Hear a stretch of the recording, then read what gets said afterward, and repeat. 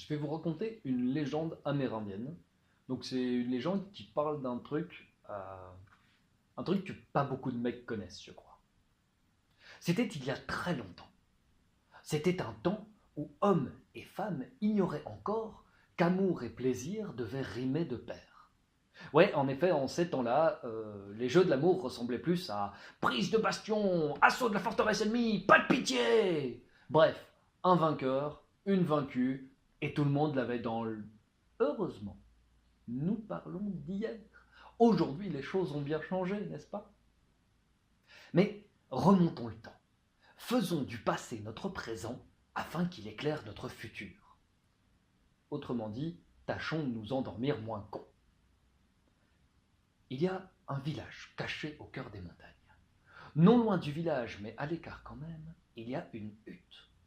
Dans cette hutte vit une vieille, affreuse, horrible, grinçante, pleine de méchanceté. Une vieille qu'on qualifierait aisément de sorcière, sorcière chez qui personne de sain d'esprit ne mettrait les pieds.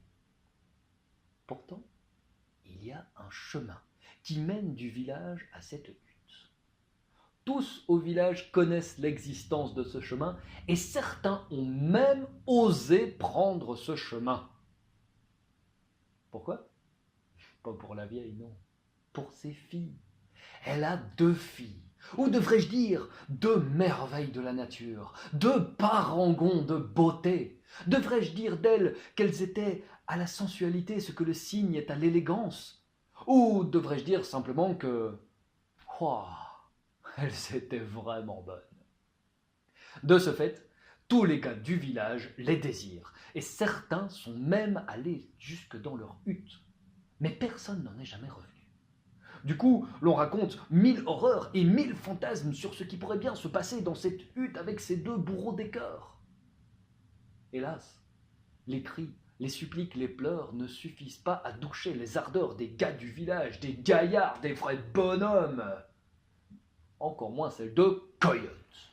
Coyote, le plus fort, le plus vif, le plus malin, et sans vouloir se la ramener, le plus beau de tous les bien membrés que la terre-mère ait jamais portés.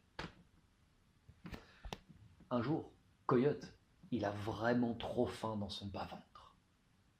Mère, ne m'attends pas ce soir. Je vais aller rendre visite à la vieille et à ses 2 beautés. La mère soupire. Quoi que je dise, mon fils, tu iras. Mais promets-moi, laisse le sang là-haut. À tout le moins, garde-en un peu pour le cerveau. Et surtout, refuse d'entrer en leur con. Elles ne sont que poison, la mort niche en leur trou bas. Sors net, vieux serpent. Écoute, prends le deuil si tu veux, je me contenterai de prendre mon pied. Coyote arrive bientôt chez la vieille, qui l'accueille avec force bons mots, maintes manières, sourire empressé. Puis elle houspille ses filles. Allons, mes petits, dépêchez-vous, attisez le feu, rôtissez la viande, faites bon accueil à ce grand guerrier. Pour la première fois, Coyote voit les 2 sœurs de près.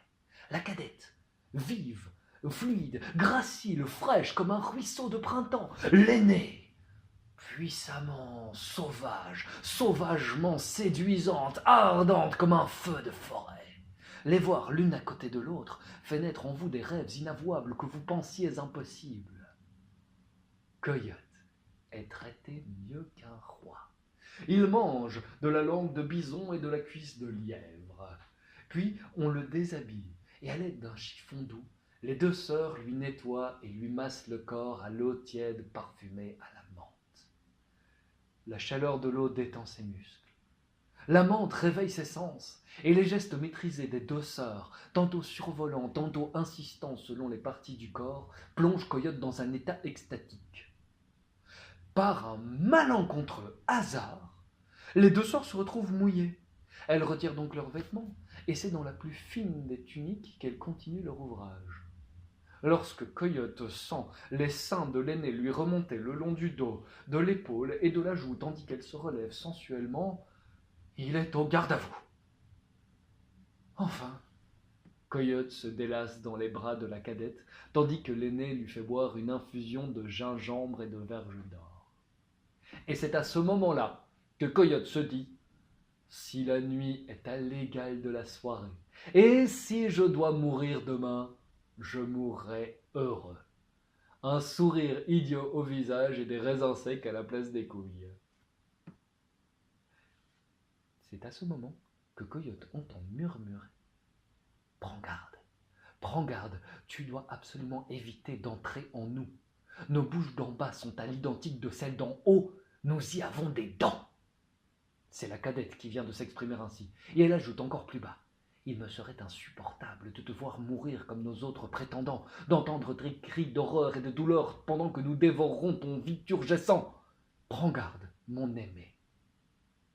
Ouais, vous avez bien entendu, mon aimé. Quoi, c'est pas ça qui vous choque? La cadette est tombée éperdument amoureuse de Coyote. Et la voilà prête, bien qu'elle sache son amour impossible, prête à aider Coyote envers et contre tout. Coyote, lui, trouve l'idée de se faire dévorer la masculinité fort déplaisante. Vite, il se relève, veut se saisir de son pantalon, de ses bottes, de son couteau. Mais à l'endroit où étaient ses vêtements... Oh, j'ai pris soin de vos affaires, je les ai rangées là-bas dans un coin. Mais voici l'heure de vous mettre au lit. Monseigneur, je vous souhaite une agréable nuit, qu'elle vous soit douce et plaisante. Coyote est entraîné, bien malgré lui, dans un lit magnifique fait des fourrures les plus douces qui soient. Les deux sœurs, à présent nues, s'y glissent tout contre lui. Et Coyote se serait apprêté à passer la plus belle nuit de sa vie s'il n'avait entendu un... Les dents, les crocs crissent dans leur fourreau. L'aînée, soudain, se montre fort entreprenante. Oh, Coyote, je te veux en moi, entre, plonge en moi. Coyote sent une petite morsure sur le flanc, il regarde. Oh, oui, donc la cadette a dit vrai, il y a bien des dents là en bas, des dents qui cherchent leur nourriture préférée, leur mets favori, une nourriture sanglante, juteuse, savoureuse, une bonne, grosse occasion de se nourrir. L'aîné monte sur Coyote. Et Coyote voit l'atrocité carnivore descendre lentement vers son... Oh, ça va pas le faire, un grand mouvement de bassin. Hein. Est-ce qu'on prendrait pas une petite infusion, hein, une camomille, par exemple? L'aîné, qui a compris, avance vers Coyote d'un air prédateur. Puis, elle s'élance, l'entrejambe en avant. Coyote, lui, se bascule sur le ventre et lui tend ses fesses, partie éminemment plus sacrifiable que ça, enfin, c'est... Voilà. L'aînée, elle, le retourne d'une seule main et de l'autre main attrape les choses, prend les choses en main, enfin la chose en main et la guide vers elle. Elle aurait réussi si Coyote ne lui avait pas attrapé les cheveux, l'avait tiré dessus comme un forcené manquant de lui briser la nuque. Cris de douleur, roulade, surprise, effarouchement, ah, oh. L'aînée se retrouve à quatre pattes, face au feu, Coyote sur son dos. Elle a alors beau jeu de pousser sur ses mains, de basculer en arrière, et la voilà, bras et jambes écartés, coupe mortelle prête à trancher la vie de Coyote contre son avis. Mais, au dernier moment, Coyote attrape une bûche dans l'âtre et la plonge entre les jambes de la belle avant qu'elle ne le châtre. Oh, comme il est chaud, comme il est dur, comme il me remplit pleinement, s'exclame-t-elle, tandis que des copeaux de bois de volent de gauche et de droite. Cela laisse le temps à Coyote de courir, d'attraper son couteau. Et à l'instant où la vulve-Adam a fait de la bûche une brindille, Coyote plonge son couteau dans le cœur de la méchante fille. Alors, vous noterez que vulve-Adam, ça se prononce très facilement. Hein, vulve-Adam. Voilà. C'est donc la preuve que ce mot a été pensé comme un seul mot à la base. Et donc la preuve irréfutable que mon histoire est vraie. Ce n'est pas fini. Il reste l'affreuse vieille. Elle vient de se réveiller et s'apprête à lancer un charme à Coyote. Mais Coyote, d'un mouvement ample... Alors vous savez quoi? On va la faire à la version bois sacré. Ça fait ça.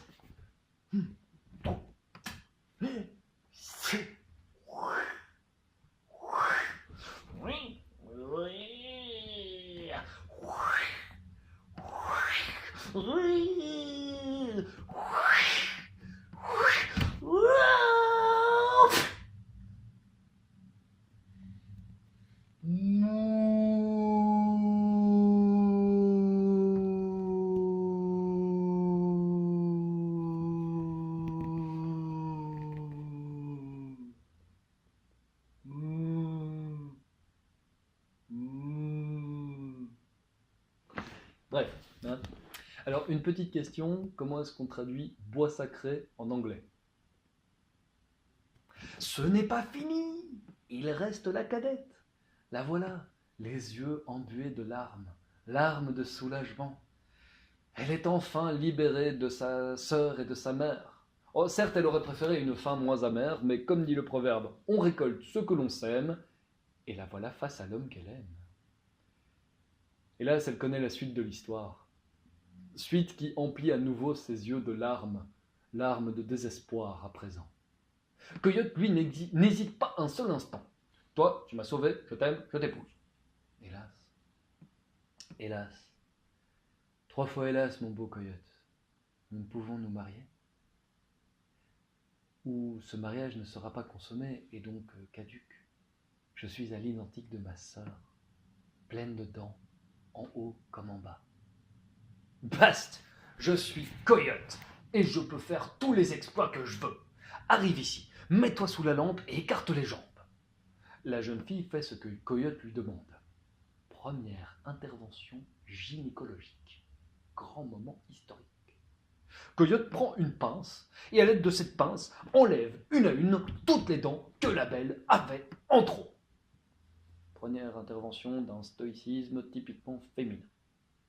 À ce stade de l'histoire, je voulais vous raconter avec force mots et détails le supplice de la jeune fille. Mais il se trouve qu'en matière de douleur féminine au bas-ventre, je ne vais pas vous apprendre grand-chose.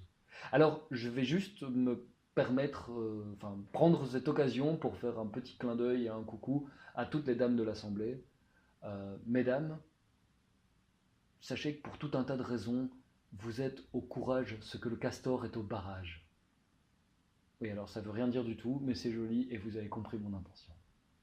Sachez toutefois que Coyote a laissé une dent, une seule, la plus vieille, la plus usée, qui ne ressemble d'ailleurs même plus à une dent.